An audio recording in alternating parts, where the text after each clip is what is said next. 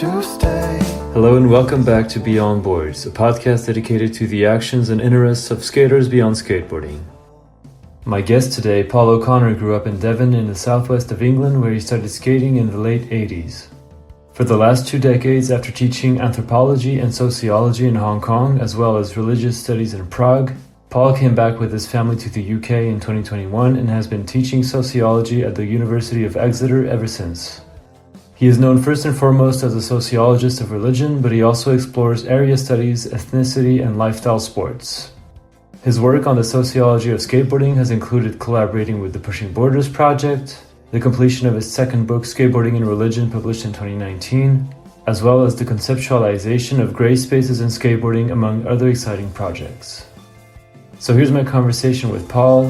I hope you'll enjoy it.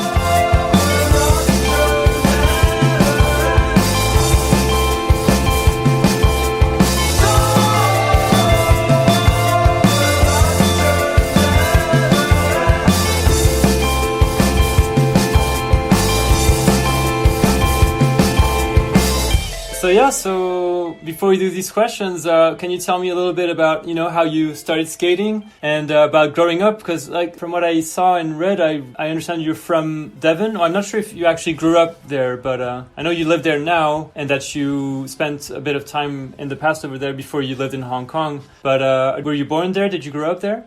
I was born just outside of Devon in Somerset, in a place called Weston-super-Mare, but pretty much by the time I was reasonably sentient, we moved to Devon, and Devon, I still love Devon enormously, but it's a very quiet, sleepy place. And for skateboarding, it's an interesting place, back in the late 80s to start getting into skateboarding in Devon.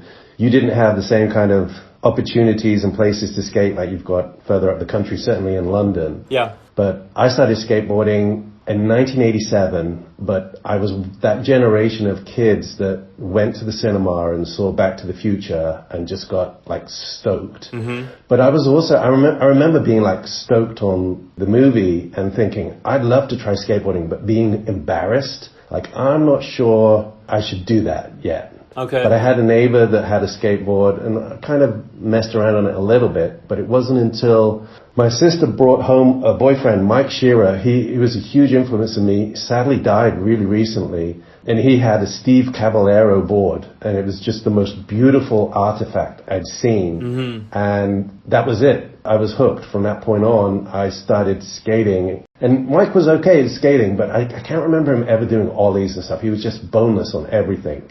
So okay. I tried to learn to ollie from a magazine, Rad magazine. Yep. And I spent maybe a whole year just trying to ollie. And I met this guy up at the school tennis courts. He was an older skater, a couple of years older than me, Gavin Farley, a huge influence, a good friend. And he just showed me an ollie. Mm-hmm. And that was it. I just never seen an ollie in real life before. And yeah, I guess you know what it's like. You kind of meet these figures and they provide an entry into the culture. Yeah. And he was the guy that sent me to the local skate shop, saw my first skate video, and that was it. From then on, I was already hooked. I'd been hooked for over a year, mm-hmm. but that's when everything was really sort of significant. But even so, it was a quiet place to skate, and Devon remains a fairly sort of quiet scene in many ways, up to, where I've lived and what I've seen as well. So how old were you when you started? You were a young teenager, I guess? I was 11, 12, something like that. Okay. Yeah, and it was just such a great thing because I'm not sporty at all. Mm-hmm. And it kind of gave me a passion to sort of dedicate myself to something. And I remember my parents sort of just saying, go for it. They were very happy that I was engaged in something. Yeah. And I was constantly at the house, making lots of new friends, going places. And, that was the era then that you were free as a kid. You could just go out, leave the house at 8:30 on a summer holiday or, at the weekend and not be expected to come home until it was dark. And so that's what it was like, just constantly skating around, bombing hills, finding things to skate. It was a really good time. So it was kind of idyllic in many ways. So you mentioned, we talked about Ray Barbie a minute ago, and was that your first video, public domain, or did you watch something else before that maybe? No, so after Gavin sent me to the skate shop, I went in and asked, I've heard there's such a thing as a skate video, and the guy put on public domain and put on that scene, because that's the scene we're talking about. Yep. And, you know, the music begins and then you see these guys running feral through the streets, jumping over everything. And it just blew my mind. And at that moment, I was like, this guy who's doing all these things, I mean, there were no complies. I just had no idea there was any way you could do anything like that. And at that moment, I said, that's my favorite skateboarder. Mm-hmm. And I just dedicated myself to learning every no comply trick ever. And anyone who skates with me knows that, like, that's still like my go-to. That's the kind of the entry level thing that I make sure I've still got my no comply, so I've got my feet. Yeah, and Ray Barbie remains like a huge influence. It's like that gift, seeing that video and just learning about a whole new world was so significant and instrumental. Mm. And it's really interesting because there was a great time in life because these different videos were coming out. And at some point after that, I got my hands on World Industries Rubbish Heap. Oh, yeah. Mm-hmm. Again, like a really kind of key moment. And I had old video players, and so I would run off pirate copies of these videos for friends, and everyone would sort of lend me a video, and then I'd get it, and we would just watch it to death. H Street and Rubbish Heap was really significant because, again, I remember watching Jeff Hartzell's part. And remember, I'm from like this quiet part of Devon, right? It's kind of sleepy. It's very white. It's not very multicultural at all. Mm-hmm. And I see Jeff Hartzell skating around, and he's got dreadlocks, and for a moment he flashes up this image of Haile Selassie. And I'm like, what is going on here? Mm-hmm. I remember watching that video and then skating down to the local library. And this kind of shows my true colors, right? I skated to the local library with my board and spent like an afternoon researching Rastafarianism. Oh, wow. Because I was like, I needed to understand what was going on.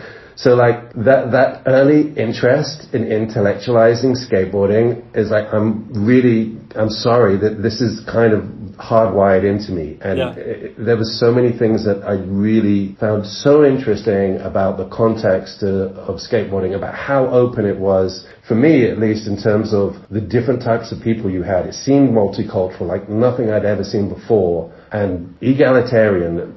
People were allowed to get in at different ages and do different things. And, you know, I mean, geez, it was a really kind of formative, fertile period of my adolescence, and I'm so grateful for it. I'm so grateful for those videos and how they opened up my world. And so tell me about, I'm fast forwarding a bit to a few years later, but tell me about beginning your academic journey. From what I saw, you first did a master's degree in Middle Eastern Studies at the University of Exeter. So that was in the late 90s or early 2000s, around there. So can you tell me about maybe those first 3 years of studying, and what did you decide to study, and what were your kind of ambition with that for the future?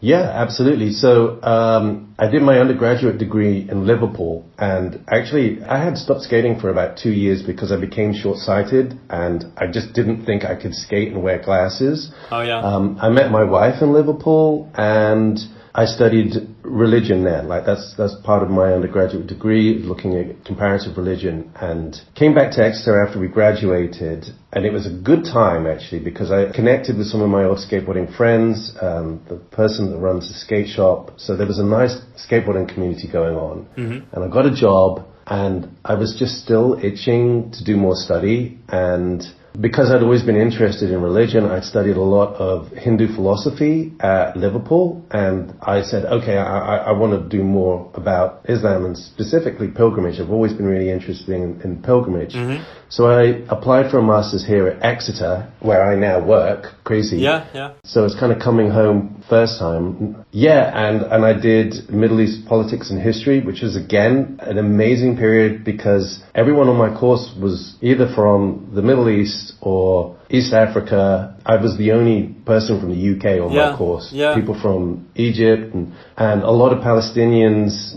And I became pulled into this really rich world of people who were very passionate and politically engaged. Mm-hmm. And I did my research at that point. My master's research was on British Muslims performing the pilgrimage to Mecca. Okay. which was my first real piece of like empirical qualitative research, going out and interviewing people, going to the meetings as people prepared for the pilgrimage. And I really enjoyed it. It was intellectually stimulating. I liked to understand not so much the philosophy of religion, but how it makes sense to people's lives and how they kind of live it and work through it. Mm-hmm. And after completing that, my wife was born in Hong Kong, and she was training to become a teacher. And at that point, we basically made this deal, right? We kind of like shook on it and said, first person to Hong Kong. Because she'd already taken me out there and we'd visited in 1999. Okay. And the deal was she was either going to try and get a job or I was going to try and start my PhD over in Hong Kong. Mm-hmm. And it was just at that time that things were really getting fun in Exeter, because we also were working with Tim Ruck at the boarding house, Paul Foster, Jay Bates, all of those kind of people, like local Exeter, like heavyweights, to build Exeter's first skate park. And we were campaigning to do that. And then I left the week that it was basically finished. Oh, so I didn't get to skate that skate park for like another few years. Oh, yeah, okay. But yeah, then basically I went to Hong Kong. My wife got a teaching job, and I worked out there for another year, 2 years, until I started a PhD program and started studying the Islamic community in Hong Kong. Yes. And again, really contrasting. What I found really interesting was the position culturally of the Muslim experience in Hong Kong compared to the UK in terms of like the lack of religious prejudice. I think that was the key thing. Mm-hmm. So, yeah. Interesting. So what year did you move to Hong Kong? Was that early 2000s? It was 2001. And as I began my PhD, I found Iain Borden's book. Mm-hmm. And it kind of surprised me. I was so happy that someone had done an academic work on skateboarding, and I thought, this is mind-blowing. And I consumed the book and thought, this is fantastic. Mm. But I was at that time like on a different academic pathway. More focused on religion and yeah. Yeah, mm-hmm. But it would come back to be significant in time, you know. And so about your PhD, I saw that you did that with the University of Queensland. I was just a bit confused because I thought Queensland was in Australia. Yeah, absolutely. Okay, so how did that connection kind of happen? Why did you do your PhD with them instead of a university in the UK or in Hong Kong? Well, definitely I was not going to do it in the UK, but I pursued a couple of options in Hong Kong, and the key thing for any like grad students interested in doing a PhD, the most important thing is to have a good supervisor that you see eye to eye with. Yeah. You have a good rapport, and you kind of understand their work and you're engaged in their work. And in Hong Kong, I struggled to find that. Later, I could see people that I would have worked really well with. But at the time, I was really struggling to find someone. And so I kind of explored opportunities to do the research in Australia. And there was a really great scholar, Anita Harris, who's a youth scholar. Mm-hmm. A huge influence in me, like someone who really kind of demonstrated and modeled how to be kind of a kind, collaborative, caring scholar. And I'm so happy that I did my PhD with Anita, because it was, again, one of those moments that just worked in life. It all fitted together. Yeah, so I went to Australia several times, but my research, my fieldwork was in Hong Kong. Mm-hmm. Good times. But yeah, it's an interesting thing for someone who's kind of based in Hong Kong to be doing it in Australia, but it worked really nicely for me. Mm-hmm. And later I got, more of a footing in the academic community in Hong Kong. But I mean, there's other kind of weird academic things I can tell you about, but certainly Hong Kong as a region privileges PhDs from overseas. Even though it's got a really vibrant academic community, it tends to like to hire people who got their PhDs outside of Hong Kong. It ended up working in my favor that I didn't get a PhD from Hong Kong, because so much of my life ended up being in Hong Kong. So, from what I saw on your LinkedIn profile, you started teaching, if I'm not mistaken, in 2012 or around there. Maybe you started before that, but at least you started in 2012 in Hong Kong at the Chinese University. Can you tell me a little bit about, those first few years of after your PhD? Because you completed the PhD in 2008, I believe. Or 9, maybe. It was awarded in 2009. Okay. So this is an interesting time. So during my PhD, I had kids. So while I was studying my PhD, I was also pretty much like a stay-at-home dad. I have 3 sons who are all amazing ace people. So I was doing my PhD and also juggling raising these boys and having a really great time in Hong Kong doing that. And it was a nice balance because I'd like read so much and I'd be completely like intellectually overblown, and then hanging out with the kids, just that all disappears, right? So it doesn't sound like a good thing to do, but it ended up really helping me. It turned out okay. I could sort of switch off. And so, I, you know, my children were young at that time, and I was trying to balance with like family obligations and like my need to make sure my boys were okay with going back to work at the same time. I did some kind of freelance stuff. But I basically wrote up my PhD into a book. That's what I did after the PhD completed. Okay. And by the time that book was ready to be published, I said, okay, I'm going to get a post. And I was fortunate enough that Gordon Matthews in anthropology at the Chinese University of Hong Kong, I've been kind of collaborating with him with these Saturday lessons we were doing for some asylum seekers in Hong Kong, in Chungking Mansions. And he invited me to come along and teach an anthropology course. And that was just a fantastic experience. It really began my love affair then with anthropology and anthropologists, because I find that whole academic community really rewarding. And I stayed in the Chinese University of Hong Kong teaching anthropology for, I guess, like between 2012 to 2015. It was really hard to leave. But I did leave in the end and went to Lingnan University for a sociology post. Yeah, that's right. Okay. That's also in Hong Kong, isn't it? The Lingnan University. Yeah, we have like 8 universities in Hong Kong. So the Lingnan is actually a liberal arts university. It's very small in comparison to the Chinese university. But it was a really interesting time because that was the moment in 2014, just before I moved, that was the moment that I had enough of what I was doing in terms of looking at Islam in Hong Kong, particularly because I was an outside voice. I felt this kind of crippling feeling that I didn't want to be the only voice. I didn't want to be the only voice talking about Islam in Hong Kong, and particularly as an outsider, I felt uncomfortable. I'd been challenged, actually. I'd been challenged on a radio show by someone saying, you know, what do you know? And I kind of agreed to some extent. It's like, I'm not trying to be the authority on this. I've never had that desire. You know, I'm intellectually curious, but I don't really want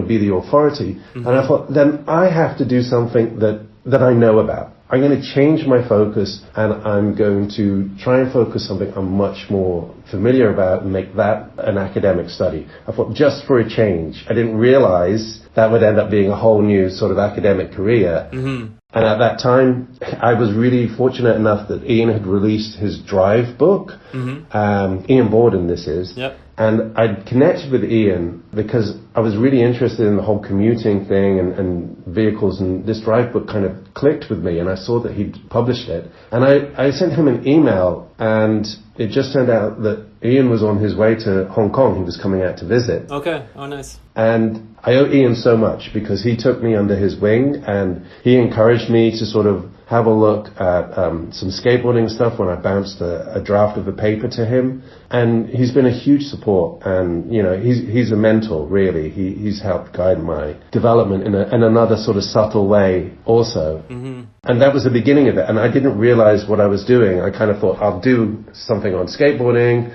and then I'll come back refreshed to, you know, the study of ethnicity and religion in Hong Kong. But it didn't quite work out that way. I kind of tapped into like a moment of academic blooming in the study of skateboarding, which I'm really fortunate to be part of. Really grateful for all of the colleagues I've made along the way.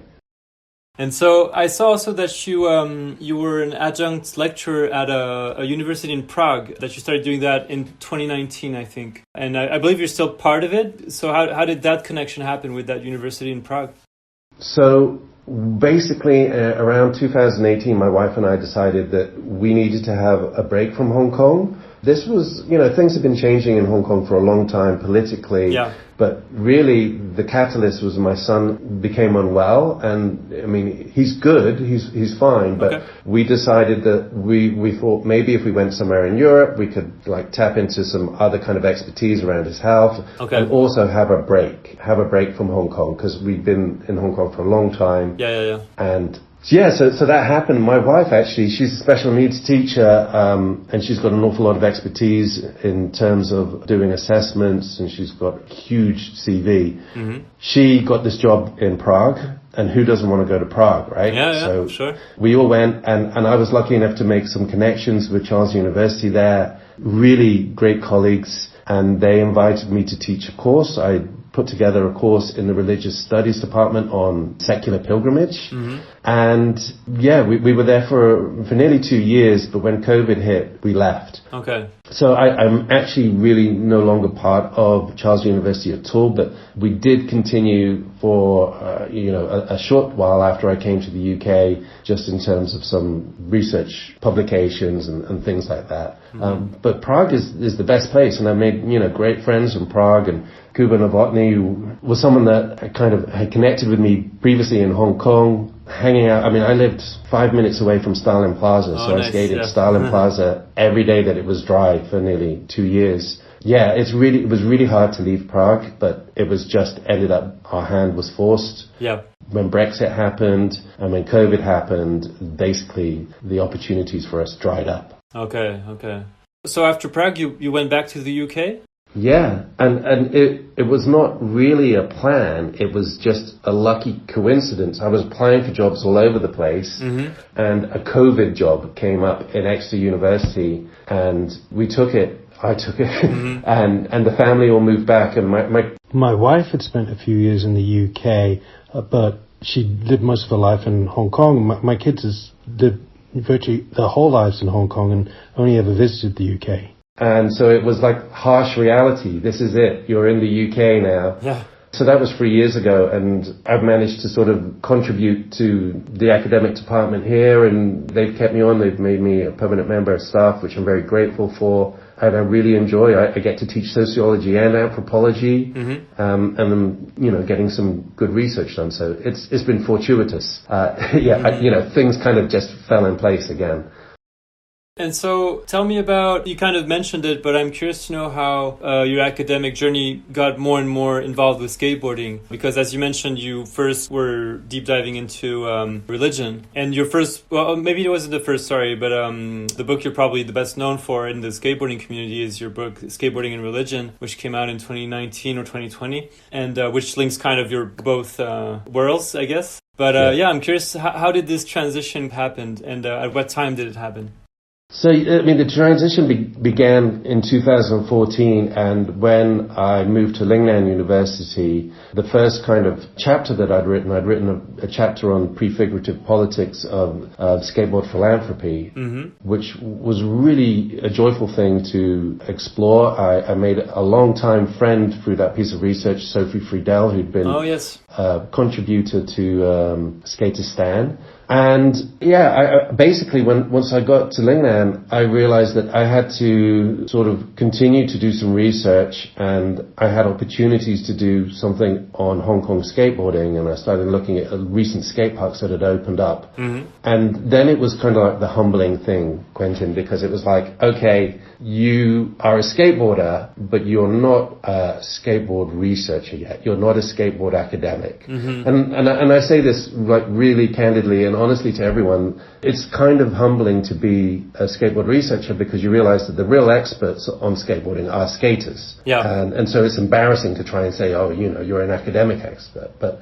in terms of getting research published, you do have to do your legwork and find out what's going on in the sociology of sport, what's going on in these different theories connected to sports and lifestyle sports and subculture and urbanism. And so I did the hard graft there for probably like a couple of years, really learning how to do a publication on skateboarding and how to get into that niche. Because I wanted to do good work, basically. Yeah, sure. And then before I knew it, by the time, by sort of 2017, just before Pushing Borders happened, and it was a run-up, it was a year before, and I know the people that were behind Pushing Borders. Yep. I realized something had happened, and I'd stopped being this kind of scholar of Islam in Hong Kong. I was still a scholar of multiculturalism, ethnicity in Hong Kong. I still continue to do work in that area occasionally, but I'd started to become more and more aligned with, lifestyle sports, skateboarding,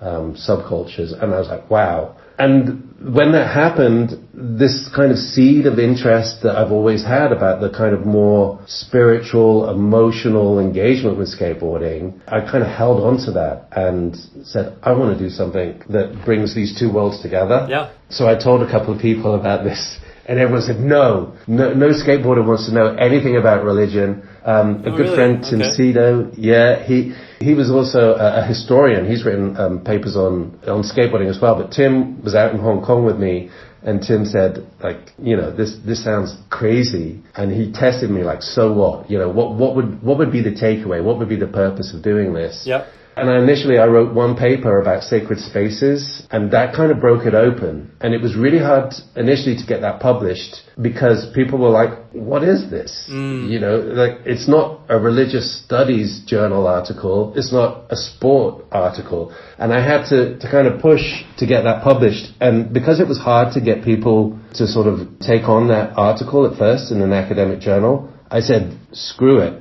Everything else, I'm going to just write a book on it, because in order to get my argument across, I'm not going to do any more journal articles on this. I'm actually going to write the book, and then at least I've done it for myself. So that was a really kind of personal project, and I poured myself into that because I knew that there was a story, and I knew it was something that I could contribute to, and other people have got, there's so many great academics there working on skateboarding, and they're coming to it from their own particular skill set. I had to do what really resonated for me, what was significant. And I'm so pleased I did it. I had the best fun doing this book. I wish that I took even longer to do it because How long did it take you to write the book? I was going to ask you that.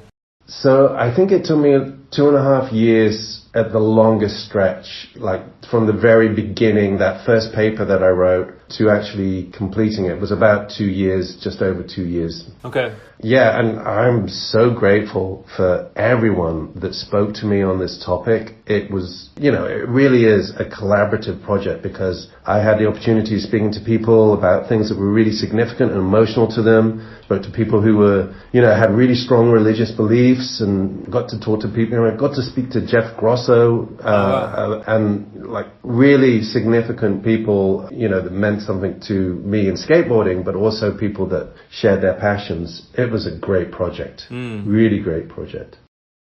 So before we do the friends questions, I wanted to ask you to tell me maybe about some of the skateboarding related projects you've been working on in the last few years, maybe since that book came out. Of course, there's the Gray Spaces whole project that I'd like you to maybe say a few words about, even though we'll definitely talk about it some more in the questions. And you also mentioned to me that you were doing some research around older skaters across the UK. So I was wondering if you could maybe say a few words about those two projects or any other skateboarding related projects you've been working on in the last 4 years, let's say. Sure. Okay, this is a good prompt. I guess in skateboarding academia, I reckon I'm basically known for three things. One is talking about the prefigurative politics, how skateboarding isn't overtly political, it's subtly political, meaning that by being passionate about skateboarding, people actually create transformation. And that's kind of what your podcast is about, what happens beyond the board. Sure. And so that's one of the things that I've contributed to. The other thing is by talking about the sort of spiritual religious dimension of skateboarding, which is really significant in terms of the fact that skateboarding is a ritual thing. So when people consistently make it the centerpiece of their life, it performs like a religion. And I think people are often misunderstand. I'm not scared of religion at all, even though I'm not a religious person. But I think people misunderstand the key argument here in this book, which is that skateboarding operates like a religion because for many people it's so meaningful and significant. It gives them community, it gives them a ritual process, and it also gives them an opportunity to sort of connect with space and in a meaningful way. So prefigurative politics and religion is those are those key contributions. But recently, through a collaboration instigated in part by Clifton Evers, who is a surfing and masculinity scholar, originally from Australia, he got us together in Malmo to talk about skateboarding and the environment. And he's got a really interesting concept that he's developed called polluted leisure, which looks at the way in which every type of leisure activity you or I or anyone engages in is actually a polluted process. It's even if you go and hike up a mountain, well, actually, where do your trainers come from? What are you listening to on your iPod?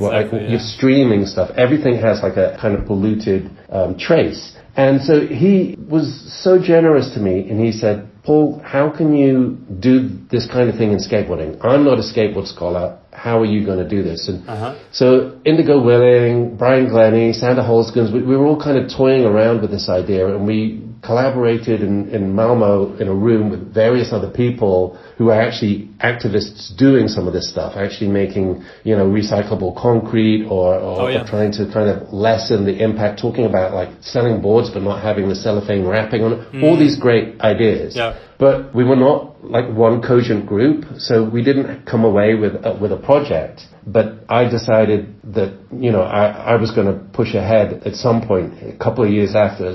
I have to get these thoughts down. And one of the significant things for me is I'm attuned to the symbolic side of skateboarding, and Grey Spaces works in that paradigm, because Grey Spaces, you can look at it in terms of the material side of skateboarding, which is in the urban space, the grey context of granite and concrete and steel in the city, but also skateboarding is symbolically grey in that it's ambiguous. It's a sport, but also it is an illegal activity, and it's very difficult.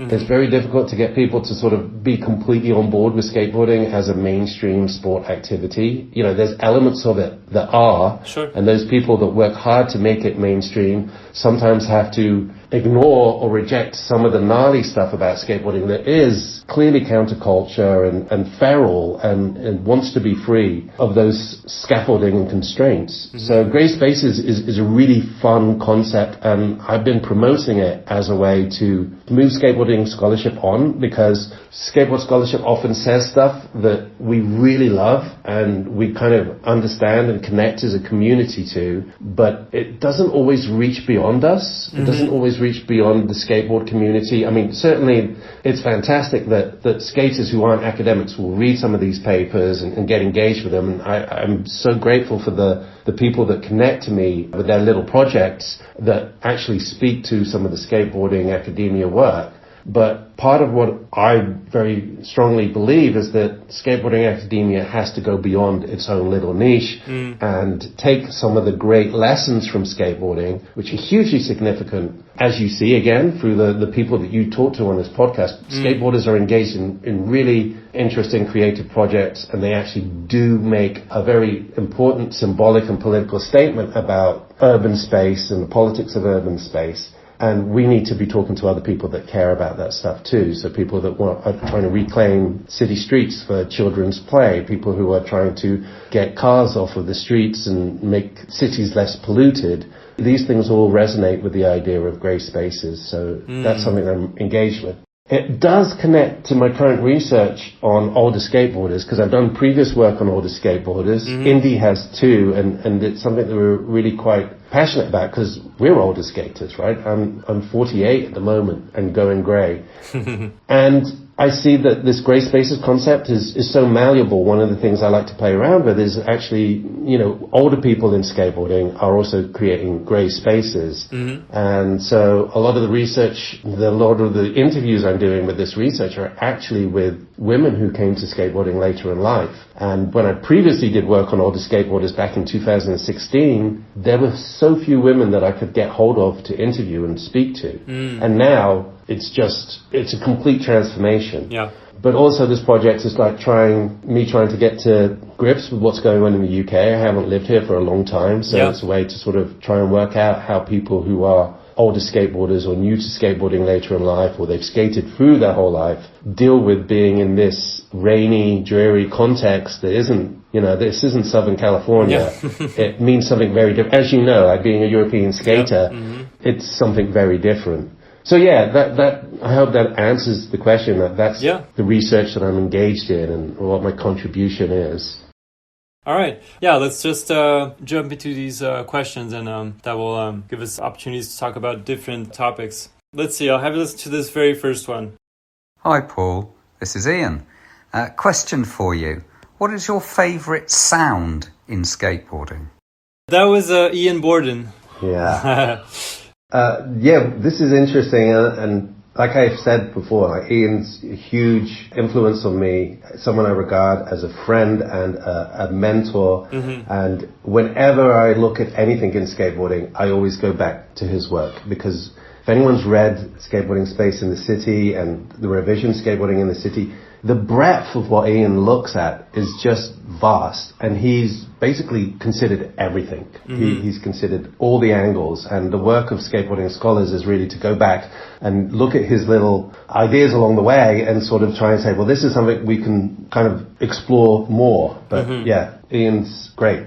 So yeah, we've done some recent work. Brian Glenney and I, and also collaborated with an artist, Max Boutin. We've looked at skate sound and done some really fun research on this topic. I'm actually hard of hearing. I wear hearing aids. I have done for the last maybe 2-3 years, since I came back to the UK, certainly.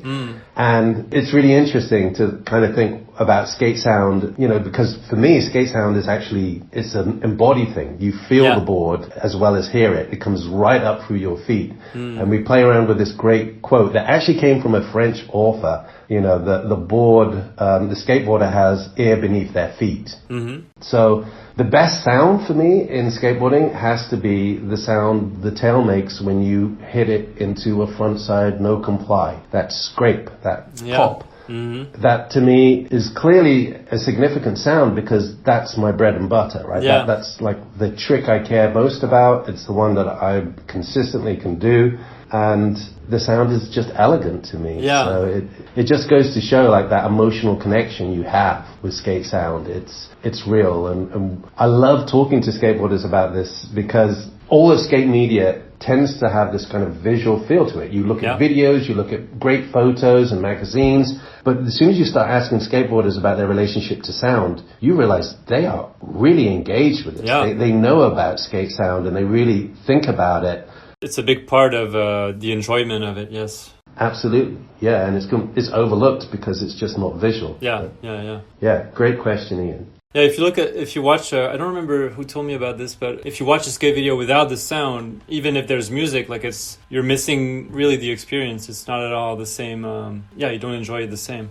Yeah, and when I did this research, when I did a lot of interviews with the skaters about skate sound, and that's one of the things we played around with. What would you prefer, to listen to a skate video with no music, or to listen to a skateboard video with no skate sound? Yeah. Wow, I had people really kind of frustrated with that question. It's the music is so important, the sound is so important. Yeah. But yeah, you're quite right. It's a really big part of the experience. I think so, yeah. I'd rather watch skate footage with no music, but with the skate sounds. Of course, music is such an important part of a skate video, but I'd rather watch without the music than without the skate sounds. I think most people would agree. Okay, let's do this next one. I think it's kind of in the same theme a little bit about sound and music. Let's see.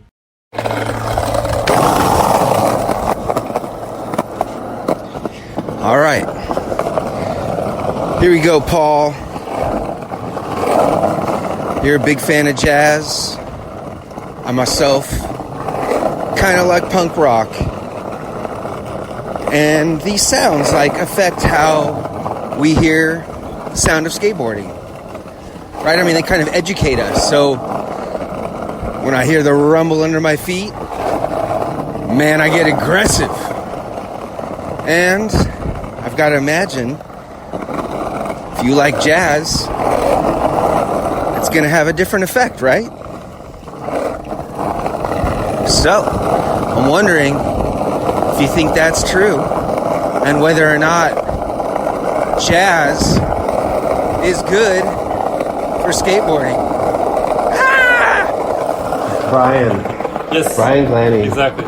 Brian, okay, before we get into this, Brian is such a hugely important guy to me. The fact that I've made this colleague and friend later in life, it's a real joy. He reached out to me some time ago when I was in Hong Kong, and we met up in London for the first Pushing Borders and skated around the streets, skated with his son Ivan, who's just phenomenal. Mm-hmm. And we became really fast friends, and I feel like he's my co-pilot, right? I often say, Han Solo and Chewbacca. Oh, yeah. But the thing is, Brian doesn't like Star Wars. He likes Star Trek. And I don't like Star Trek. And that's so true of our whole relationship. He's hardcore, into hardcore punk. Yeah. I like jazz. And so we've got this great friendship, but we are often opposed, right? Very often opposed. Yeah, I'm a huge jazz fan, and I kind of make sure everyone knows that. I love jazz, and I always try and work it into my classes at university, and it's great when I do because there's always a few people that love jazz, and then they come up and they're really eager to talk about jazz. Yeah. It's a joy. So, trying to answer Brian's question, which he's being a provocateur as always.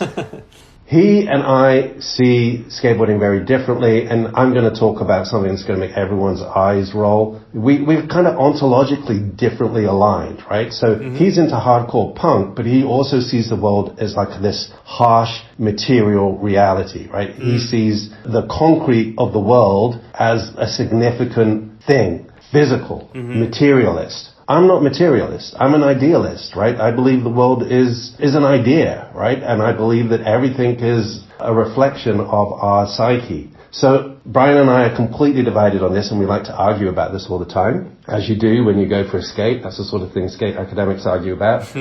So yes, of course, jazz influences the way I skate, and I know that hardcore influences the way he skates. I wouldn't know how to describe it because I don't feel I'm very good at seeing myself objectively. But yeah, we are opposed there. But love you, Brian.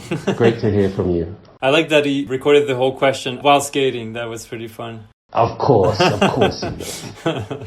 We'll talk a little bit more about jazz. I think someone else asked about jazz later. Of course. But, obviously. And I saw this story you shared yesterday, I think. But yeah, I think you shared this before in the past, like a funny little thing about jazz and two guys like arguing about jazz and someone teasing the other guy about him like being afraid of jazz, basically. And I just love that. It just made me laugh so hard because it was so true. Yeah, and you know, jazz is difficult. I mean, like hardcore is difficult for a lot of people to listen to. And I feel like jazz is one of the most punk things out there. When you listen to some like hard bebop, it's like insane. But people are scared of it. And again, I kind of guess this relates to some of my intellectual interests. People are scared of talking about religion as well because it's abrasive and it's difficult. But you're afraid you won't understand it and won't be able to talk properly about it or something like that? Yeah. But charge into those fears, right? Yeah. They're great. All right, so let's do this next question. So this one is from Maurice Crandall. So I don't know if you guys both met, but he's an academic. He works at a university in Arizona. Oh, yes. And he's part of the whole crew with Ryan Lay who do the, what are they called? The kind of pushing borders events, but they're not called pushing Slow Impact. Slow Impact, thank you, yeah. Yeah. I've heard of him, yes. So let's see, he said, as a scholar who has only recently entered the world of skateboarding in academia, I feel a bit hesitant to mix my work as an academic historian with skateboarding. Is there any benefit to maintaining a sort of compartmentalization, that's hard for me to say, or would you just recommend just letting my academic interests mix and overlap? You started off your career more as a scholar of religion. At what point did you allow your various scholarly interests to mix? Was that process seamless or challenging? Great We talked a little question. bit about that second part, but yeah. No, that's such a great question because I really understand where this question comes from. And forging a career as an academic is pretty much like trying to go pro as a skateboarder. And actually, Gregory Snyder makes that point in his book. Honestly, I am a rather haphazard academic in the fact that I tend to do what I want to do rather than have this great plan of having a career and having a goal. I follow my intellectual interests. And I wish, in some ways I wish that wasn't the case. But I've just been fortunate to kind of persist and follow what I'm interested in. So my advice would be to do what you're interested in. Yeah. But that only if being happy is about intellectual stimulation. If you're trying to plan an academic career, it's so difficult to plan an academic career. You don't know how people respond to your work. It's very, very chancy. How do you plan that? It's a precarious thing to do. But my philosophy has been, if I follow what I'm interested in, then I'm going to be happy anyway. Yeah, absolutely. And so he asked, was the process of transitioning into skateboarding, was that process seamless or challenging? How would you... It was challenging. Okay. And the first few things that I tried to get written in skateboarding, I took a slam a few times, and people told me, you've got to learn this scholarship. You have to find out what's going on in lifestyle sports. You have to, actually study this area. If you're going to publish in this area, don't think that just because you can skate, that's a pass. Yeah, that's enough. Yeah. Mm-hmm. That was humbling, but, I had really good mentors. Iain has always been very encouraging. Mm-hmm. And he's also been kind of pragmatic about how difficult it is to get anything published in skateboarding. Mm. So, there's certain things that happen in academia. Getting journal articles published is very, very difficult unless you are embedded in a particular academic discussion, an intellectual discussion. Mm-hmm. And it took me a few years to figure out how to make that work. But it's humbling. I like that. I think it's a pleasure to learn these things and understand the great work. Mm-hmm. Actually, there's something you can learn from BMX and surfing and windsurfing that's actually really squarely relevant to skateboarding. Yeah, I'm sure. I'm so glad that I've explored that literature. It's been really rich. Okay, let's do the next one. This one is from Dani Abulhawa. Let's see. She said, "Hi, Paul. I hope you're good and enjoying your interview with Quentin. So we've seen in recent weeks that Skateboard GB have taken sponsorship from Samsung. And Samsung are not a very ethical company, having documented workers' rights abuses for their workers in South Korea, Vietnam, and China. They are also implicated in the supply chain for cobalt mining in Congo, which is decimating to communities, leading to horrendous loss of life. And they're also implicated in the Israeli military with partnerships with several companies who directly serve the Israeli military. So my question is, what is the ethical role of skateboarders in the world in this sense? And what are the ethics that we should be holding organizations in skateboarding to?" Great question. And Dani is a longtime friend, and it reminds me how the academic skateboard world is kind of like a skateboard session. You make these great friends, and I think probably that's part of how I'm going to answer this.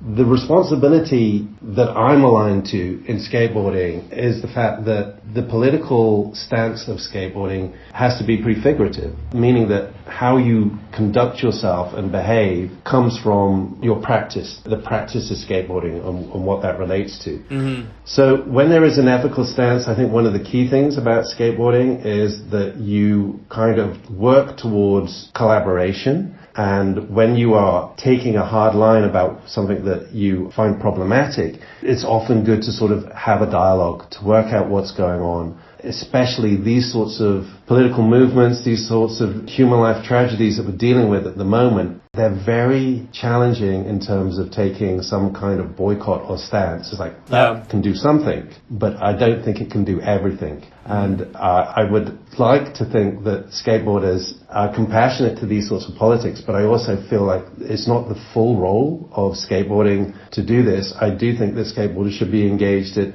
working at higher political levels as well, rather than simply saying, what does the industry need to do? Yeah. There's a few dynamics going on there. But I'm so grateful that within skateboarding we have these different voices. We have Palestinian skaters, we have Israeli skaters, and they often collaborate and skate together and think about how challenging and problematic that is in this current context. And that was something I was able to touch upon in my book as well. It's like there is really hard lines of political challenge that skateboarding can actually work to present a dialogue for, that other communities just can't do this. Yeah. So, and big love to you, Dani. I know how tough this last year has been. It's been incredibly testing for us all.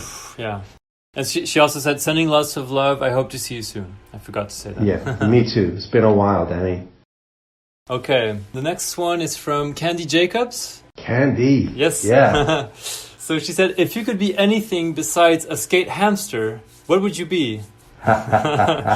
She said you would understand the reference. Yeah, so this came up in, I think this was Pushing Borders in Malmo. Like, honestly, Quentin, I'd like to be a skate rat. this is the kind of joke that I was making. But actually, I know my abilities. I know what I'm like. I'm much more of a skate hamster, right? I would like to be gnarly, but actually, I'm much more hamster-like. Candy's just one of the best people. And, you know, if anyone who's had the chance to hang out with Candy and meet her in real life and skate with her, just ace. Just really love Candy. Super talented. I was really, really fortunate that Candy came out with Sander Holskens to Hong Kong. Yes, I saw that, yeah. And we did like a small skate event with Marceline Dedal as well and Anthony Claraval. And we had a really good selection of people there. Mm-hmm. And I had the best time skating around with Candy. I mean, forget about the academic conference side of it. Like the panel was great. But hanging out with Candy and skating spots at, you know, my old university, up at the Chinese university, we had a really, really great time. And I guess, so hold on, shall I try and answer this? What would I like to be other than a skate hamster? Yeah, exactly. I think I know my place in life, Candy. I think that's what I am. I'm not sure I could aspire to be much more than that. But yeah, and I think it's also my Instagram logo is a hamster on a skateboard. So, that's right. I didn't even think about that. Oh, yeah. Okay. Makes sense. That's it. All right, let's do this next one. Hello there. First of all, I want to say thank you to Quentin from Beyond Boards. You're doing a wonderful job. Love the pod. Big fan. Greetings from Los Angeles. And hello, Paul. Paul, who is one of the most thoughtful and thought-provoking people on skate Twitter, a proper academic. 2 questions for you, boss. Number 1, why should the Groms care about the history of skateboarding and skate culture? And number 2, what advice do you have for young people who are getting their first taste of civic engagement in trying to get a skate park built or the legalization of a skate park? It can be particularly frustrating. I know you have some experience in this space. Any gems to share for the youth? Thank you. So that's Patrick, right? Yes, Patrick Kigongo. You got some great humans asking questions today. Wow. Patrick is amazing, and Patrick should be at every skate academic conference as like a hype man asking questions. He's got such a great sense for the dialogue and knowing how to like get to searching provocative ideas that people are touching upon. Oh my God, why should Groms care about the history of skate culture? Yeah. I mean, I think part of the answer there, Patrick, lies in when you show them the shit, right? So getting a Grom to sit down and watch Public Domain or, you know, one of the early H Street videos, you kind of know that there's something there that reminds them that this has been going on for a long time and it was cool way before everyone had a phone in your face and everything was HD. Like, people really cared about this enough to sweat lugging a heavy camera out to a car park and putting, you know, pallets of wood together to build ramps. I think you don't have to, like, hardline people and say that you need to know everything. Yeah, of course. And I went to the London Calling event last year, and that was a whole generation of skateboarders. Well, these were skateboarders that were about 10, 15 years older than me. And wow, I was so ignorant, but it was so amazing to see how stoked they were. And you kind of get caught up in that. It's just infectious. So yeah, I think that I don't believe that everyone has to sort of remember history and pore over it, but I do think it's nice to be not ignorant of some of the contours of what history is. If you become too embedded in it, then you don't do your own cool stuff. So Groms should definitely have some knowledge of an iconic skate video or a skate photo, but just enough to give them the stoke. Yeah. The next question about how, can you remind this to me? Well, basically it's like, do you have advice for young people who are, trying to get a skate park built or legalized? And do you have any advice to share with the youth basically about that? Yeah, I mean, this is a really significant thing. I had my own experience of this in my early 20s, and I'm so happy to see the legacy of what happened here in Exeter. And I had a kind of very small role in that, but there were no skate parks in Exeter. Now we have Arena Skate Park that is just a phenomenal skate park, and people come from miles around to skate it. And we've also got Flower Pots, which anyone ever been there knows it's a great location, a great scene there. Yeah, and we've got various other locations around. It's really humbling to work with people and to find out how to communicate with people who are not skateboarders. So my advice is to 100% stand your ground and promote what you care about, but also try and learn how to speak to these people, because we are so used to talking amongst ourselves as skateboarders and using our own vernacular and imagining that we kind of comprehend everything. That's not the same for people outside of skateboarding. And I remember this, the very first time I ever taught anything in a class about skateboarding, I was invited by a colleague, Joe Bosco, to do an anthropology class on skateboarding. And I thought, like, I'm going to cover every base, I'm going to explain everything. And, you know, I kind of did the basics about what skateboarding was to a room of kids that had no clue. And then Joe says to me, he says, I don't think anyone knows what trucks are. I realized I was using that language, and it's self-evident. In the same way, I think that's the really humbling thing about working for a community skate park is the types of people that you're going to get exposed to require you skilling yourself in a particular type of language and decorum that you might not be familiar with. But it's good to do it, right? It doesn't make you any less whack, right? Sure. You're still, like, it actually makes you cooler by being able to do that stuff. Yeah, absolutely. Yeah, good to hear from you, Patrick. As always, hope to skate again soon. Any excuse. Did you guys, I think you met, I don't know if you met, but you were together in at San Diego. the San Diego, Stoke sessions, right? Absolutely, and I got to push around with Patrick a bit and got to hang out. I love that guy.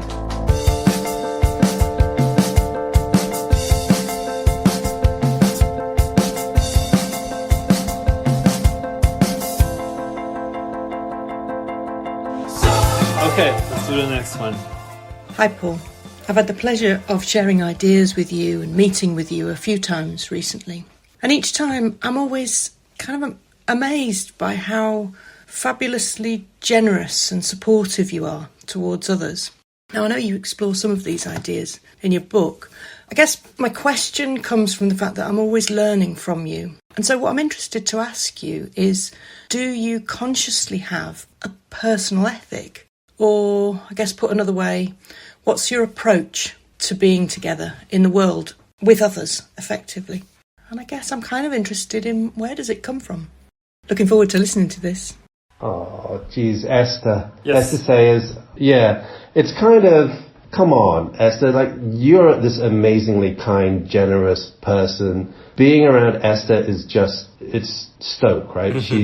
She's someone that genuinely has a passion for skateboarding, and it's amazing the recent Common Grounds event that she put together, and she carried a lot of the burden there, the heavy lifting of organizing that. It's never easy in academia to do any of these symposiums, even if it's just a one-day event, and she killed it. Yeah, so how can I respond to that when Esther's such an amazing person and has achieved so much and has such a genuine passion for skateboarding?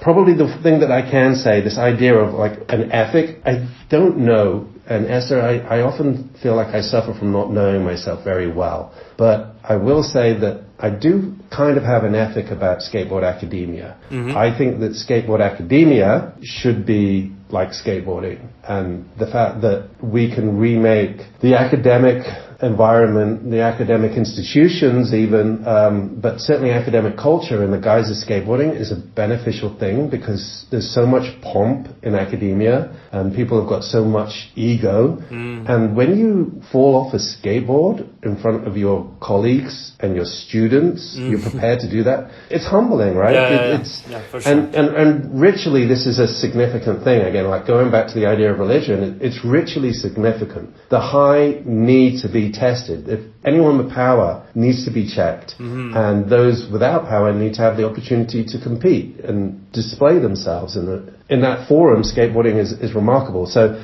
I would like to see skateboarding academia more like skateboarding, and I think that we're pretty much there because my colleagues are my friends. But I can't take credit for that. I learned this from Iain, right? And Iain's been so generous to me, and it's someone that I kind of really put on a pedestal. And I not only have the opportunity of talking and discussing things with Iain and being at events with Iain, I've skateboarded with Iain as well, and that's just amazing. So, yeah, I think the ethic comes from all of us, Esther. We're all in it together, and we're all doing the same thing, which is so significant, such a big part of skateboarding culture. I definitely agree with her. I've never met with you before today, but from our, messages and stuff, I felt that she was really on point with what she was saying. And I feel the same way about John Dahlquist as well. Like, he's someone who's been extremely supportive of my podcast, and I feel like he's like that with everybody. Like, people have told me that he's always motivating everybody around him and always caring about people. And I feel like you two have shared that kind of approach to, just being generous with everybody around you and motivating people.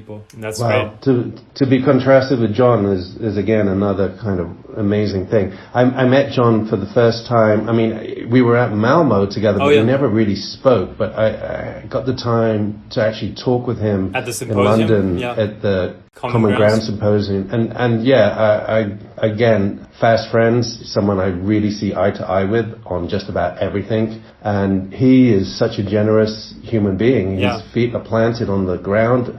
Just someone that's really nice to be around. All right, let's do this next one. Hey Paul, hey Quentin, this is Ben Duester. Paul, I got a geeky question for you. Imagine that you've been given all the rights to the recordings of John Coltrane's Ascension album, and now you have to direct a skate video based on the soundtrack. What is the skate video going to look like? Thanks a lot. I look forward to hearing your answer. Bye-bye.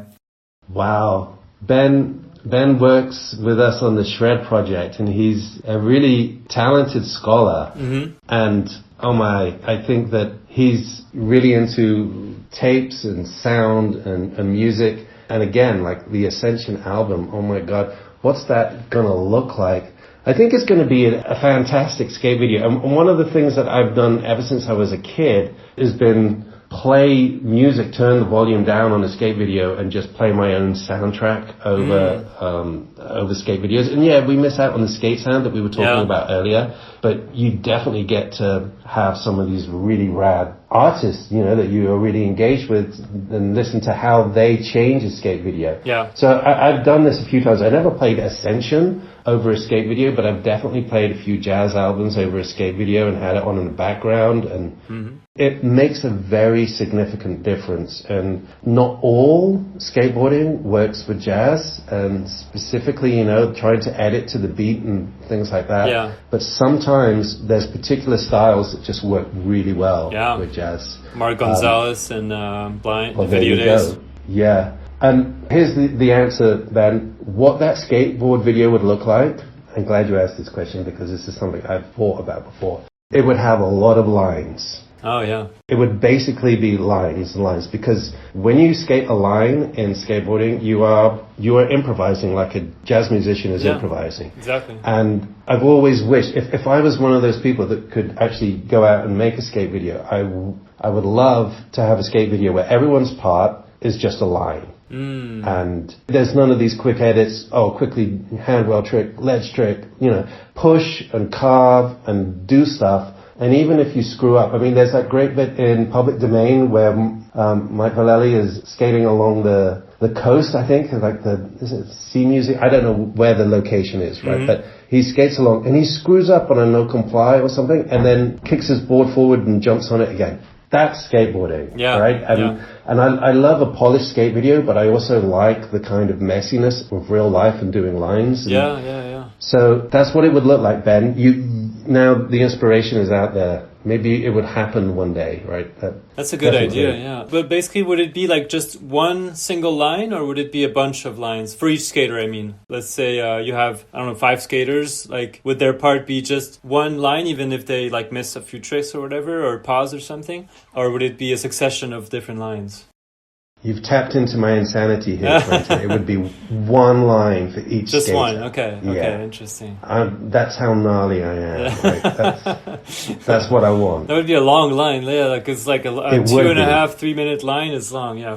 It would be really fun to mess around. I mean, is it even plausible? Would it be fun to watch? I mean, that's why people are scared of jazz, right? Yeah. That's the issue. Exactly.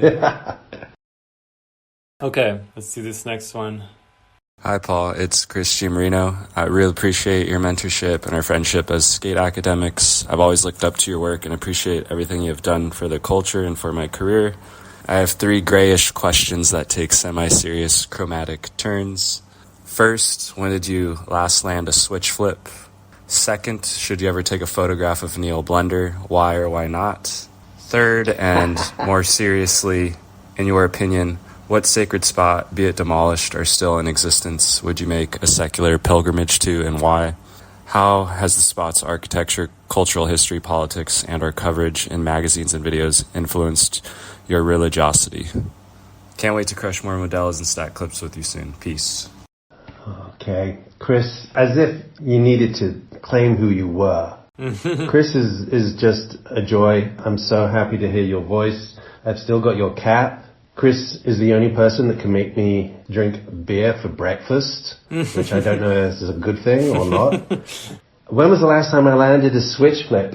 Chris, it was in Hong Kong. So I've been trying, but Chris got me famously in Fanling Skate Park into a game of skate with some local kids, and someone did a switch flip, and my eyes kind of bugged out. It's like, no way. It's like, I just nowhere near able to do that. And I landed it first try, which was, the stars had aligned, because I don't know what was happening, because whenever I try it since, it's just really, really difficult. Yeah. And I told him about this a while ago, and he said he's given me some arcane tip about where I point my heels. Yeah, so it's been a long time. Let's not dwell on that. No, you should not go and take photos of skateboard icons without their consent and just sneak up on them. We all know what he means by that. I'm not going to elaborate. And a secular pilgrimage, what spot? This is going to be a really dull answer in some ways, because I've been really fortunate to skate in great places around the world. I tried many times to go to Brooklyn Banks. That's always on my list. But whenever I've been in New York, I've had like bad luck. It's all had the hoardings around it, and I've not been able to get in there. I've had real issues. So that's always been on the list. But 2 years ago, I went to the town near Exeter, where I grew up, a place called Crediton. And I went back to the very same tennis courts in the school grounds where my friend Gavin had taught me how to ollie. Oh, nice. He says it's in the squash courts, but really like the expertise was honed in the tennis courts. Okay. Yeah, I'm a bit of an emotional guy. I was in tears when I got back to that spot. Oh, I'm sure, it's moving.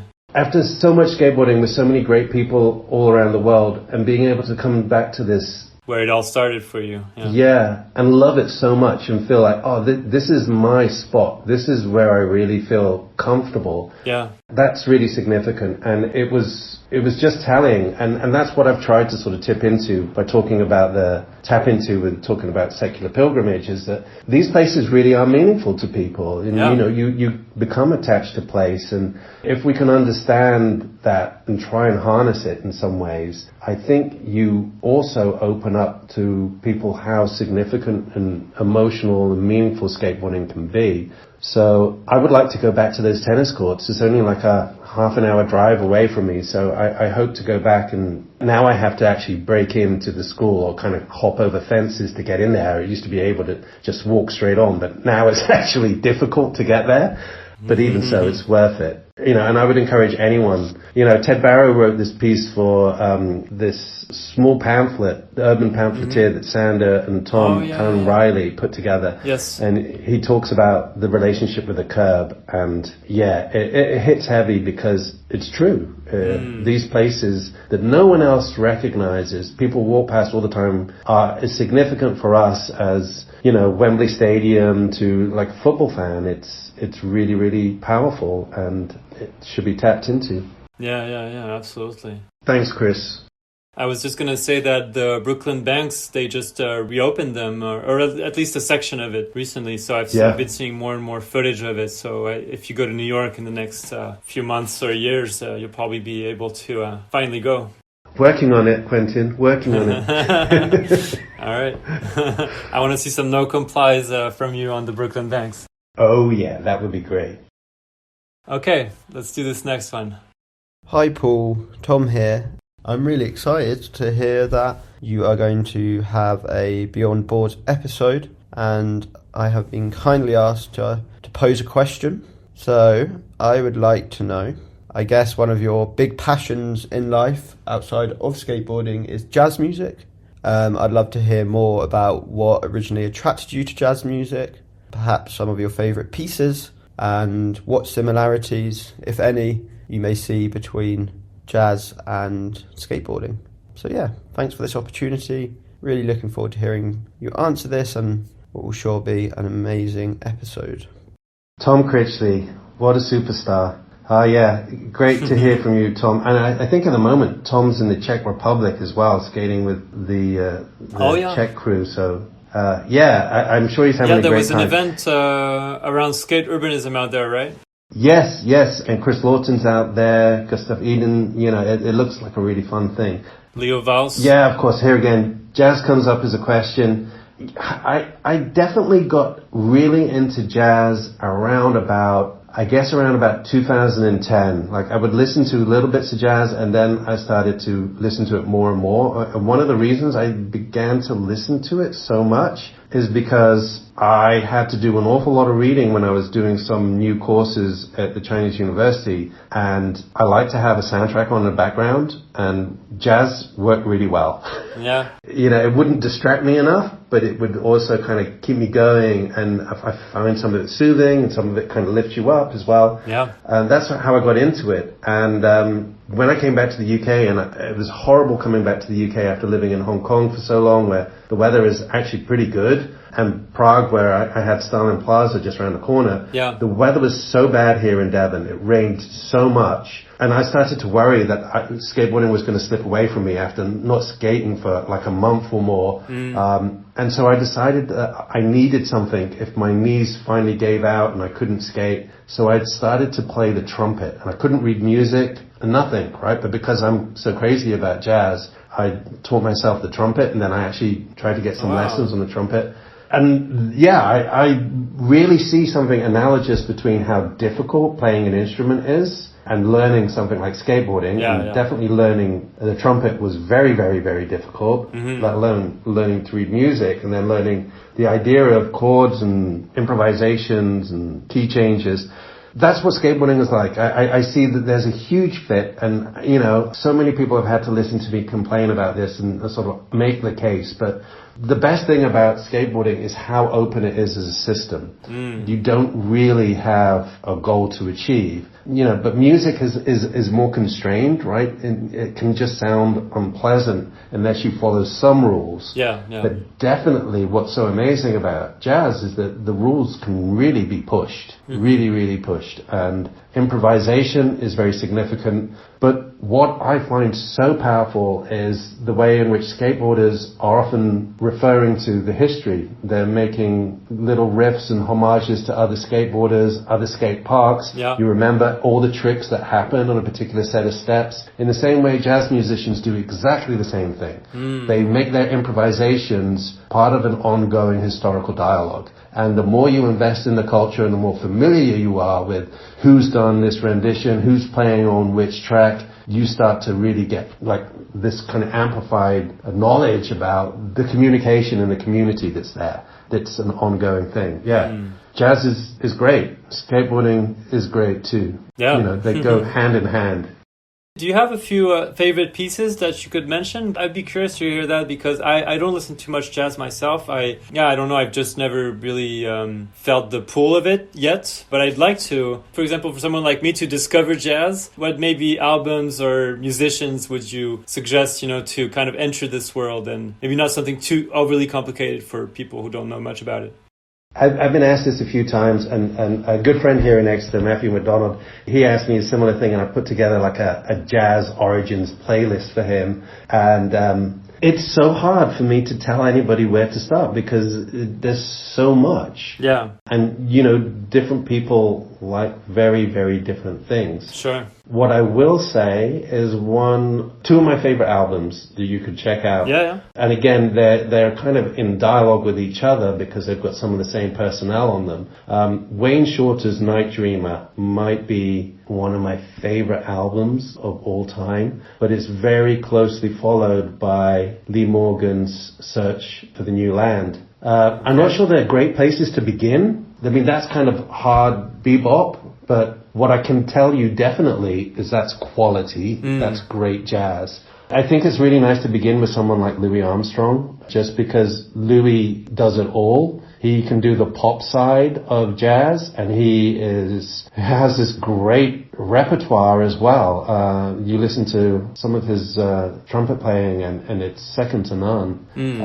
You got to listen to Miles Davis, Kind of Blue. Okay. Maybe that's like the first album that everyone has to listen to. It's the starting point, and it's actually pretty easy to get into. Definitely Flamenco Sketches is wow. All time. But anyway, that's also like a Bill Evans album. Okay, we're going to get too deep here. So let's say those are some starting points if anyone wants to go and explore some jazz. All right. This one's from Stuart Maclure, who was also at this event in Critchley that we were talking about. Yeah. He said, "What was the most fun you've ever had at a skate spot, and who were you with?" That's a difficult question. Yeah, most fun I ever had at a skate spot. Wow, I'm old, so there's a lot of history there. A lot of history. I can answer this in a kind of roundabout way.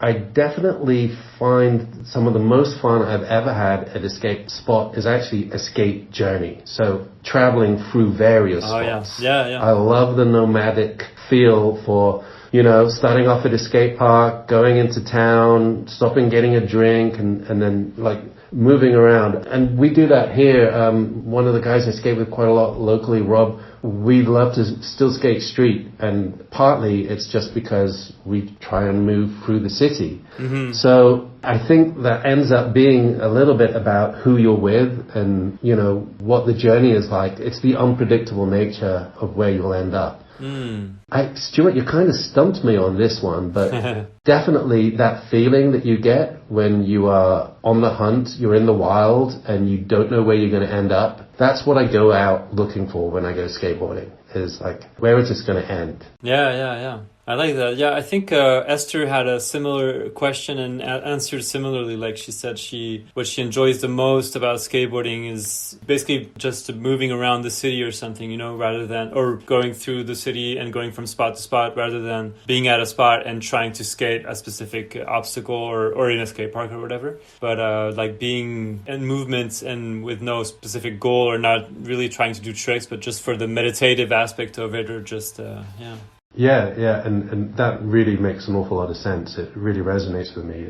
That's why I mentioned about the lines, right? Yep. That kind of bizarre answer you got, yes, more lines. Mm-hmm. Because that's the essence of what skateboarding is for me. It's stay on, keep on moving.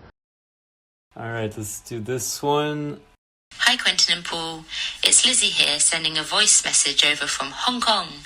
Now, me and Paul have spoken a bit before about Hong Kong, and my question is to Paul, what is your favourite or recommended skate spot, space or skate park in Hong Kong?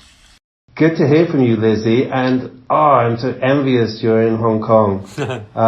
Wow. Yeah, there's so many great places to skate in Hong Kong, and the really tricky thing about skating in Hong Kong is that it's always busy. There's always folk out. So certainly when my kids were young, one of the things I used to do is just go out at midnight, 1 o'clock in the morning, and try and skate around Causeway Bay, that area, because it was close to where I lived. And it's just too busy to skate street a lot of the time.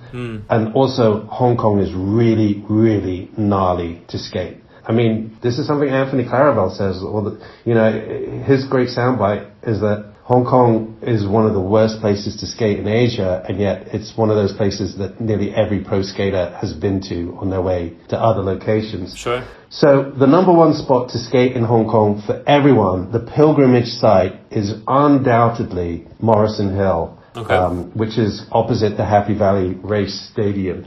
It is actually a cycle track, but has become this legitimized skateboarding park as well at the same time. And it's just got lots of curves and bumps.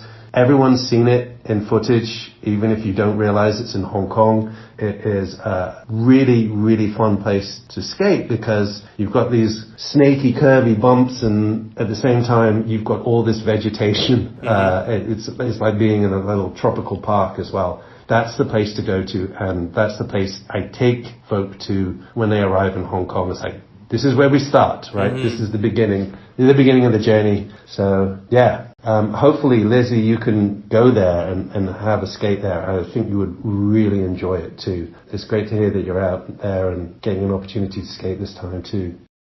I have a second quick question from her. Let's see.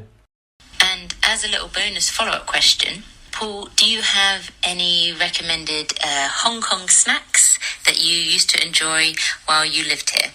Looking forward to hearing what you say. Bye.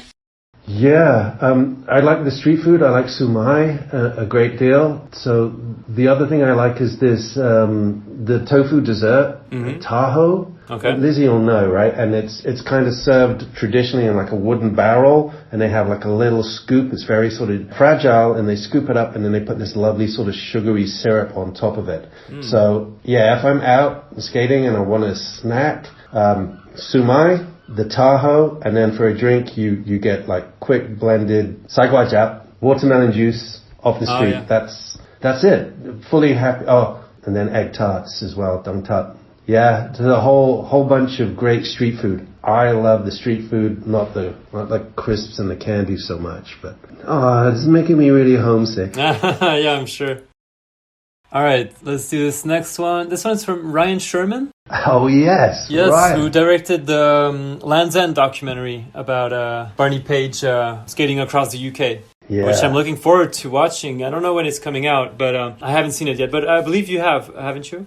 Yeah, so Ryan showed it here at Exeter, and also, I mean, Barney's from Exeter, right? So, and there's a couple of good videos with Barney, you'll find on YouTube where he actually brings some of his crew back to Exeter, and everyone's like, this is a weird place to come from and be a pro skater.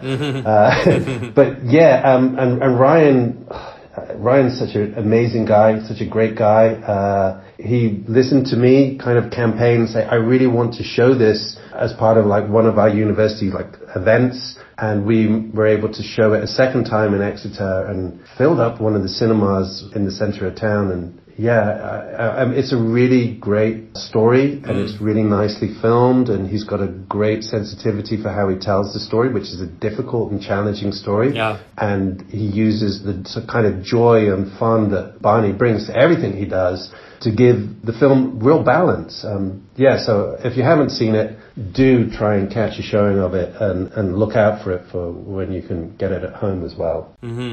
So let's see. His first question is, any hacks for bringing a skateboard as carry-on luggage?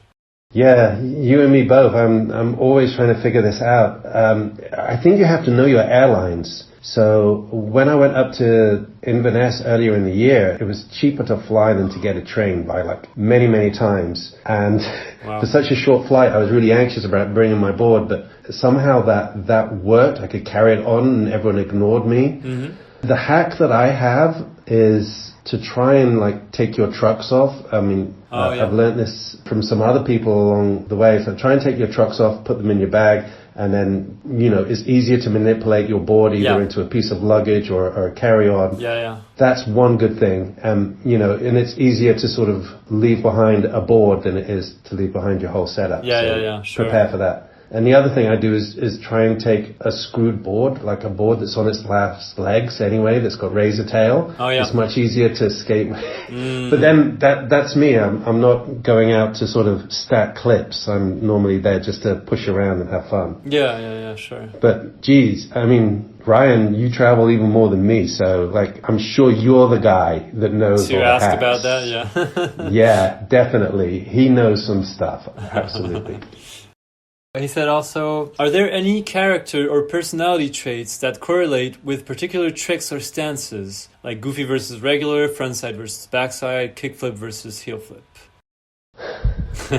I would love to know, and this is where my analytical nature isn't that well developed. Brian Glenney is currently doing a project on stance in skateboarding, and he's got amazing insights already, and he's done a poll. If anyone goes to Brian's Instagram, I think he's still got the survey linked on his profile. Okay. Do check it out, because stance is not related to handedness, and stance is something that's so different in skateboarding up to other sports. It's a really peculiar thing that we have. Yeah. And, you know, we've had some interesting discussions in kind of why does stance even exist? Are we going to get to a stanceless era in skateboarding where everyone can do everything every way? Yeah. Is it just a way of trying to, I guess, index tricks? Does it really exist? Is it made up? Yeah. So I don't know. Definitely if I'm having these discussions with Brian, the whole thing is wide open, and it looks like there is no regular and there's no goofy, that everything is 50-50 split down the middle, that there are as many people that claim to be goofy as they are regular. So definitely personality-wise, stance isn't significant. Go-to tricks? I don't know. I've always had like a suspicion that there's something qualitatively different about people who find front 180s easier than back 180s, but I don't know why. It tends to be that whoever finds one easy finds the other one a little bit scary, right? Yeah. So I'd like to know more about that, but is that a research project? I don't know. It's definitely stuff to sort of chat to people about at the skate park and while they give you quizzical looks. I thought it was an interesting one. I was trying to think of, like, for example, kickflip versus heel flip, like the famous pro skaters who are known heel flippers, like Iain Williams, or a few years ago it was Lindsay Robertson, who skated for Zero, I think. People like them, like, I'm just curious to know, like, how did they kind of, I guess one way to look at it is they just figured out they're good at it, and it's also a way to differentiate from other skaters, because kickflips are a lot more done, I guess, like people do kickflips all over the world, but heel flips are a little less done, and so a way to stick out kind of in this whole landscape of skateboarding is to have some tricks that not everybody is doing as much, you know. I think that we're very attuned to how people skate, and you know, if I've hung out with someone and I've skated with them at a spot or at the skate park, you already become almost like intimately aware of who that person is by seeing how they skate. You know, and we've all put our signature into our skate moves. You know, think of like the Musker hard flip, right? There's something so distinct that you can see who that skater is by their silhouette, by their stance, how they hold themselves, their habitus. That's why I find it so fascinating that the bonding mechanism, when you display your skateboarding, you are really bearing your soul to someone. And it's a very, very convenient way of getting to know someone quickly is to skate with them. Yeah, that's very true. All right, his last question is an interesting one. He said, what would be your death row dinner? Okay, so it would be a bowl of porridge. Thankfully, people don't know this so much about me, otherwise you'd have some very boring questions. But I'm almost as crazy about oats as I am about jazz. Oats are just a superfood. I think oats are amazing. So definitely my last meal would be oats with some kind of walnuts, cranberries in there, maybe a bit of honey. That's what I want. Yeah. All right, let's see. Hey, Paul. As skateboarding's media landscape continues to shift in the means by which the culture's origin myths and skate gods are created change, say on social media as opposed to magazines and VHS tapes, do you think that's altered the way we worship and appreciate said myths and skate gods? That's Cole Nowicki. Great. Yeah, Cole, thanks so much. Cole's a great guy, like really such a nice, calm presence to be around, and yet he skates like he's from a different dimension. Skateboarding, he's such a joy to watch skating. He's really gnarly. Really talented, yeah. Did you guys meet at the Vladimir Film Festival? Yeah, we met actually in Malmo at the first Pushing Borders, and I was just so happy to get to hang out with him more at Vladimir last year. Yeah, and his writing is phenomenal. You know, his weekly newsletter basically keeps me informed of everything. Yeah, so, you know, this is something that Cole's kind of really great at sort of thinking about, and he's tapped into this kind of sensitivity for how things are changing. Absolutely. You know, from my era of skate mythology and skate myths, there's a different kind of media landscape informs that. Yeah. And definitely the speed of social media nowadays, one of the issues, one of the knock-on effects is that you don't get the same kind of, I guess, impact with some skateboarding clips. Things don't linger for as long, just like, you know, the old Pal Peralta boards used to stay up on the shop walls forever, and then when World Industry came on, they just sort of cycled out quickly. There's the same kind of feeling that there's a quickness about skate culture nowadays, but I think part of the response there is that it's kind of shifting into the most significant thing is where people skate. So, you know, having a kind of good connection to a local scene or a local skate park, that's where the kind of myth comes from. And, you know, in my book, I kind of explored the idea that there is definitely the big skate gods, you know, like Tony Hawk, Rodney Mullen, Mark Gonzalez, but everyone's got their local skate gods. Yeah, sure. You know, and growing up here in Exeter, you know, when I lived outside of Exeter, like Jason Bates was like this local legend, and the way in which kids spoke about him at school, like what he could do. And, you know, I know Jay now, and it's like he would be kind of humbled, embarrassed by that kind of mythology, that the way that people spoke about him. But yeah, it's local scenes are more significant than the bigger skate culture, because that's the grassroots stuff that keeps people engaged and keeps them coming back for more. So it's not necessarily a new transformation, it's the ongoing power of those local scenes is where the new gods will come from. So great question. And people go and read Cole's stuff. It's always a joy. Yeah. Talented dude. Absolutely, yeah. All right, let's see. Yo, Paul, it's Harry. Highly anticipating your episode.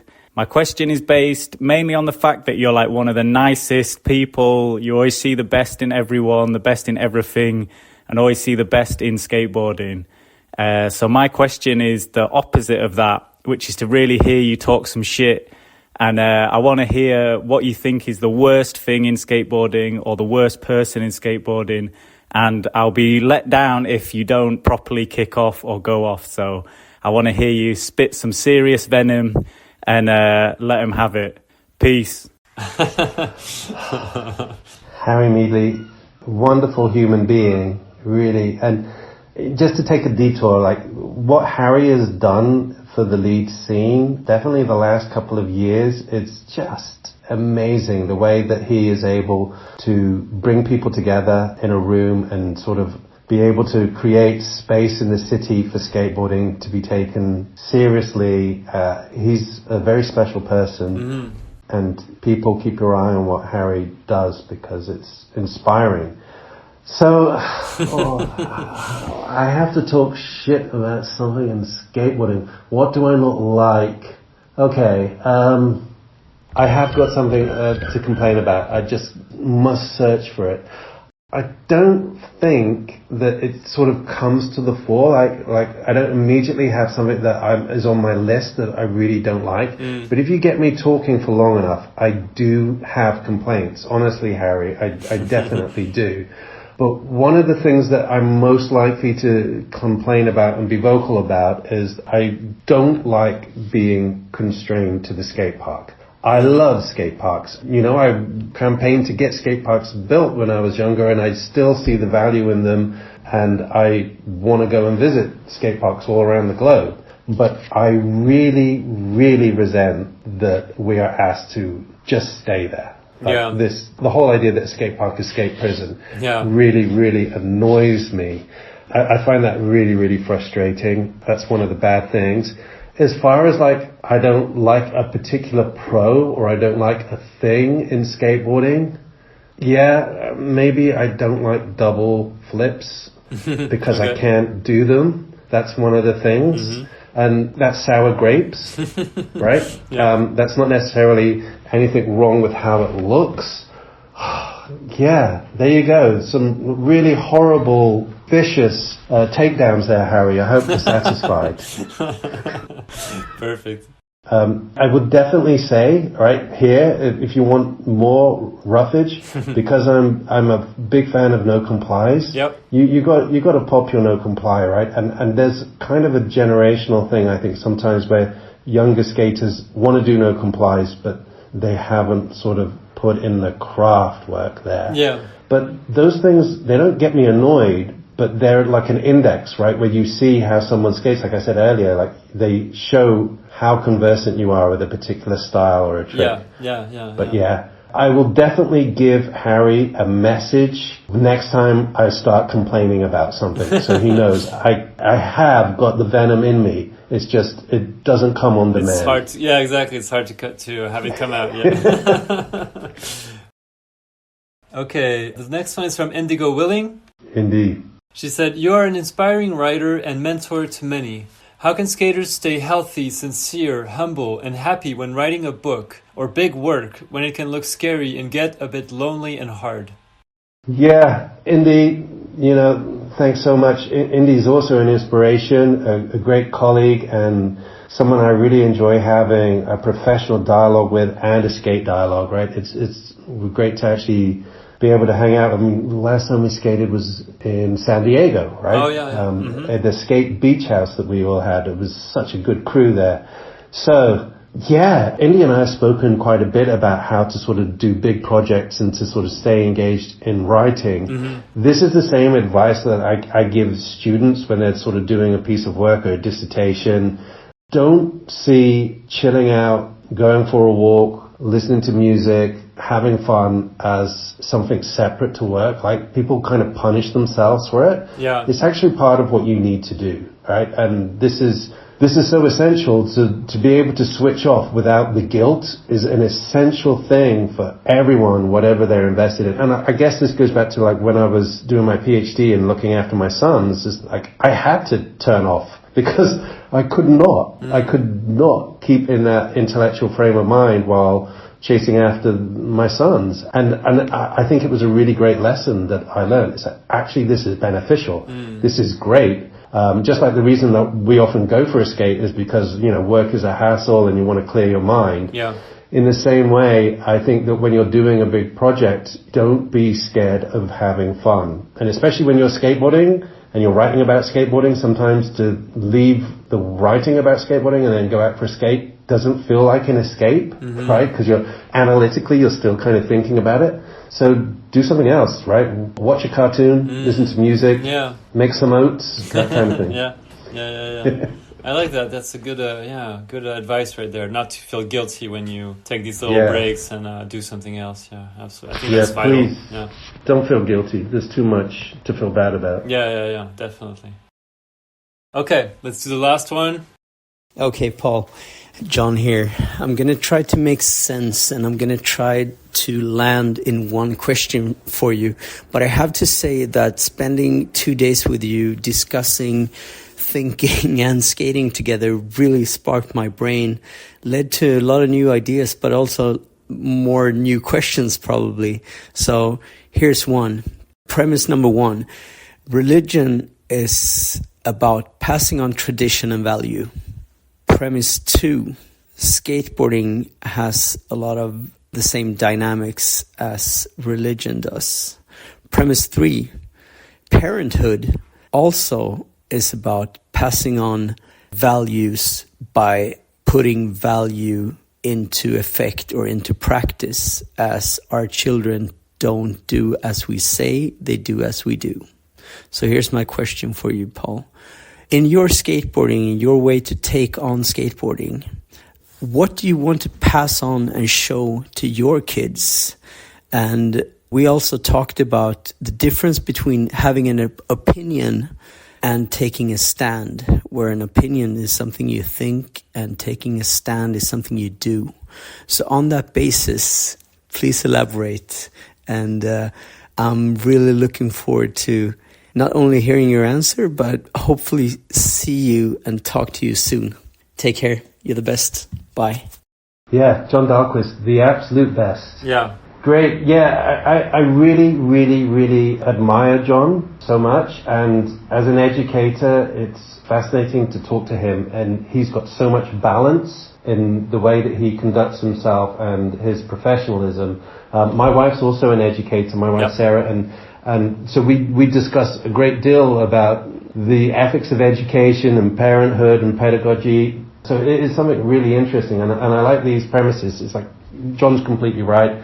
Religion is a cultural field. It's about a communication of the sacred in some kind of organized way. Yeah. Now, spirituality, in order to make sense and be able to communicate with people, you need to have some shared tradition, culture, and that's what religion is fundamentally. It's a field for talking about the sacred and the spiritual.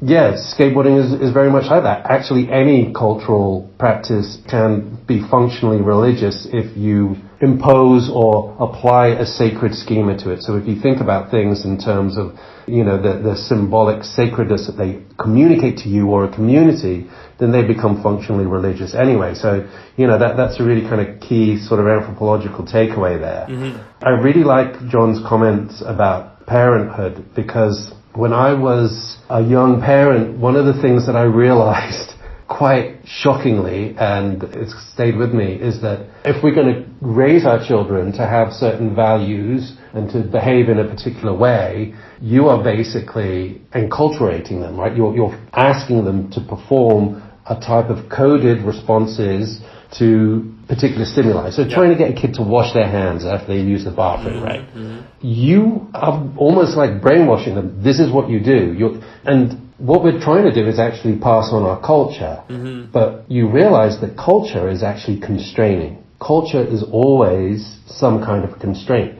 So culture can always be bad because it is a prison, right? Like, it kind of holds you in. Yeah. But the other side of that is that without culture, you are not human. That's what being human is. Yeah. You have this shared software that everyone works with, whether that's a language or a ritual process or a particular type of behavior, food even. Yeah. So parenting is about trying to enforce some kind of culture onto a child. Mm-hmm. And John's quite right about this kind of dynamic between like an opinion and action. Yeah.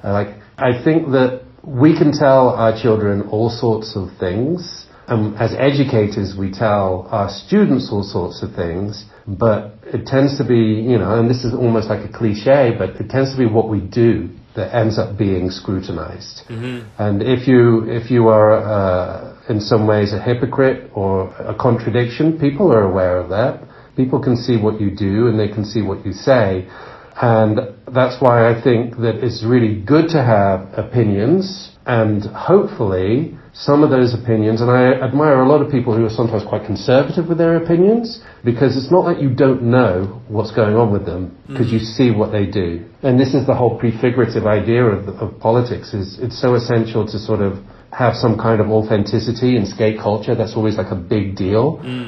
But I also think it's kind of true in life, whatever, that people are very quick to notice when there's a mismatch between what you are posturing and what you are actually doing. So, and the whole thing here is that there is work to be done with John and I. There's so much that I get from having a conversation with him, and it's just pending that we discuss more. And I really enjoy his intellect and the way he's got such balance about what the world is like and what education is like. And the great work that he does at Regaria is actually underpinned by the fact that he is really pragmatic and realistic about what goes on. It's cool. It's so cool, his job. But at the same time, he's very level-headed and he thinks about it because he's really committed to always leveling up and making it better. I hope I've answered that in some way. Yeah, no, absolutely. I mean, it's a vast question, and there's no like right way to answer that. So no, that's great. All right, well, yeah, that's gonna wrap it up. Thank you so much, pal. Amazing, Quentin. Thank you for taking the time. It's a real pleasure. So I'm humbled to be on this show, which has got so many amazing folk on it, and you do such great work. So thank you. It's been good talking to you. That's it for my conversation with Paul. Follow him on Instagram at PJHK, that's PEEJHK, to keep an eye on his no complies as well as his work around skateboarding. I recommend you to check out, among other things, his book Skateboarding and Religion, published by Palgrave Macmillan in 2020, as well as his Shred seminar on conceptualizing gray spaces in skateboarding from earlier this year. Thank you for tuning in. See you soon for a new episode of Beyond Boards.